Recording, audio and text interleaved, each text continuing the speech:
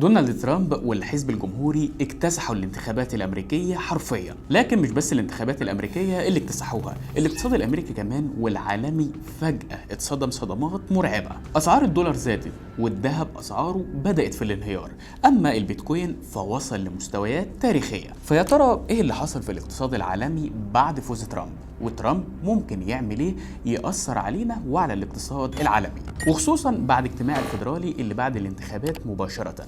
كل دي أسئلة هنحاول نجاوب عليها سوا في حلقة النهاردة. أنا محمد البحراوي وتعالى نشوف الرابط.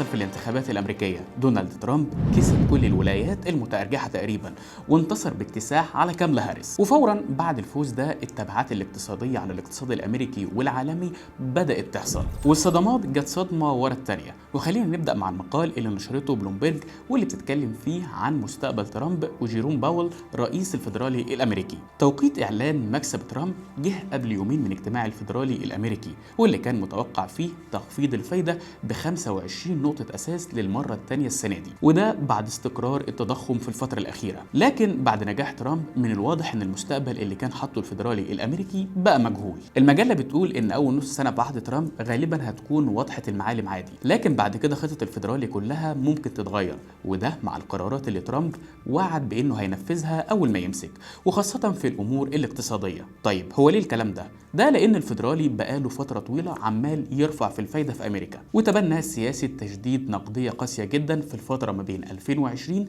و2024 عشان يقدر ان هو يسيطر على التضخم اللي كان وصل ل 7% في فترة كورونا. لكن اخيرا بدأ ان هو يتجه لسياسات التيسير النقدي واحدة واحدة، وبدأ السيطرة على التضخم ووصوله لحوالي 2.5%، وكان في اتجاه الهبوط الناعم نوعا ما. لكن دلوقتي بقى ترامب جاي وعايز يغير كل الكلام ده، وهيطبق سياسات اقتصادية تضخمية. يعني من الاخر سياساته هترفع التضخم مرة تانية، والفيدرالي يرجع تاني بقى يحاول ان هو يسيطر عليها ويلم وراه. السياسات دي زي التعريفات الجمركية الشاملة على كل الواردات الامريكية، وكمان تخفيض الضرائب على كل حاجة وخاصة الشركات، يعني من اول ارباح الشركات لحد اجور العمل الاضافي. ده زائد طبعا ان ترامب شايف نفسه انه يقدر على ادارة الاقتصاد الامريكي، وعايز يكون ليه رأي في رفع وخفض اسعار الفايدة.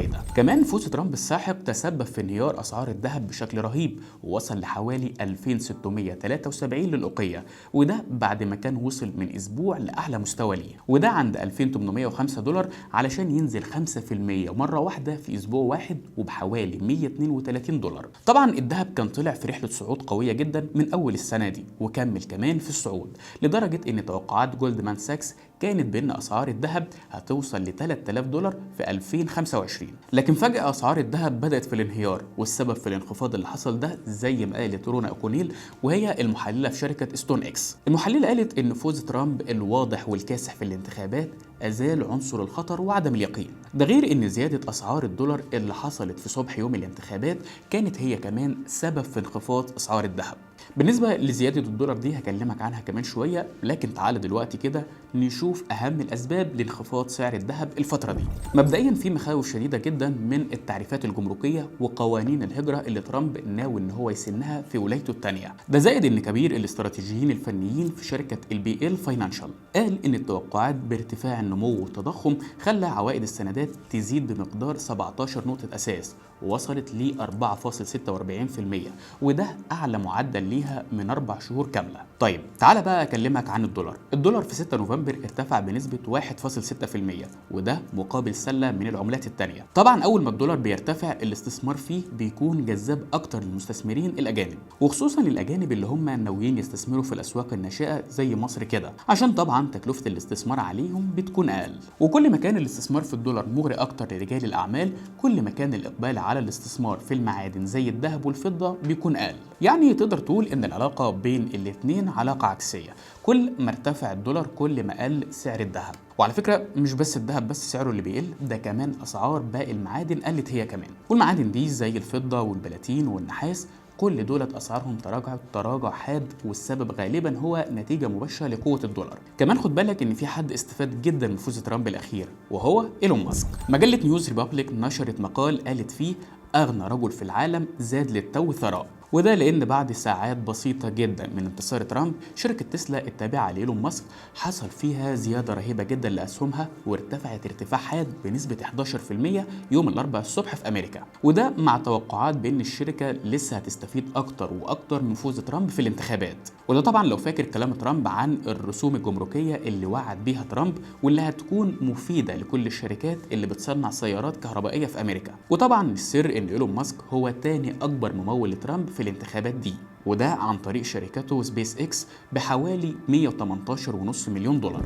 كمان ماسك كان بيوزع مليون دولار يوميا على الناخبين في الولايات المتأرجحة واللي هي حسمت الانتخابات الأخيرة زي بنسلفانيا مثلا، وده بشرط انهم يوقعوا على عريضته واللي كان كاتبها وضمنها دعم لترامب والدستور. وفي قضية مشهورة جدا اترفعت عليه من المدعي العام لمنطقة فيلادلفيا لاري كرانسر، وده بشأن المسابقة دي بحسب اللي نشرته اكسيوس. حتى لما كسب ترامب نشر ايلون صورة ليه متركبة وهو ماسك مغسلة وداخل البيت الأبيض، والصورة الأصلية لو تفتكروا كانت طبعا لما دخل ايلون ماسك مقر تويتر، وده بعد ما اشتراه، واللي اعتبروا ناس كتير كناية عن ان ايلون ماسك ناوي او ممكن يتوعد بمنصب في البيت الابيض، لان زي ما نشرت نيويورك تايمز على لسان جاري بلاك وهو من حملة الاسهم في شركة تسلا، لما قال ان من المرجح ان ماسك يتكافئ بمنصب قيصر في الادارة الامريكية الجديدة. وعلى فكرة كلمة قيصر دي مش منصب بالمعنى الرسمي، يعني مفيش اي حاجة في الحكومة اسمها منصب قيصر، ودي كوظيفة قانونية او رسمية، لكن في حاجة كده في السياسة الامريكية التعبير عنها بيتقال بشكل غير رسمي. يعني لو عايزين توصفوا اشخاص اتعينوا في مهام تخص توجيه معين للحكومه زي جيل كيرليكوسكي مثلا، وده كان اسمه قيصر المخدرات في عهد اوباما، وكانت وظيفه الراجل ده هي التنسيق والاشراف بين الوزارات المختلفه زي وزاره العدل وكمان الامن الداخلي والشرطه ومعاهم الجيش، لكنه ملوش منصب رسمي زي الوزراء مثلا، تقدر تقول بيبقى اقرب من مستشار كده لرئيس الجمهوريه. وكان ترامب سبق ووعد بانه هيخلي الولايات المتحده عاصمه للعملات الرقميه في العالم، وبحسب صحيفه الجارديان فترامب ممكن يعين ماسك منصب مسؤول عن التدقيق الواسع في هدر الموارد الماليه للحكومه الامريكيه. الصحيفه البريطانيه بتقول كمان ان قيمه البيتكوين ارتفعت لمستوى قياسي جديد مع مراهنه المتداولين على فوز ترامب، واللي بيعتبر ان هو من المؤيدين للعملات المشفره، وكان اعلن في سبتمبر اللي فات عن منصته الخاصه لتداول العملات الرقميه واللي سماها وورلد لابرتي فاينانشال عشان يوصل البيتكوين ل 75,000 دولار، وتعدى اعلى مستوى ليه على الاطلاق في مارس، وده لما كان وصل ل 73,000 دولار. روس مولد المحلل في شركه اي جي بيل قال ان قبل الانتخابات بيوم واحد سعر البيتكوين علي مع ارتفاع التوقعات بمكسب ترامب،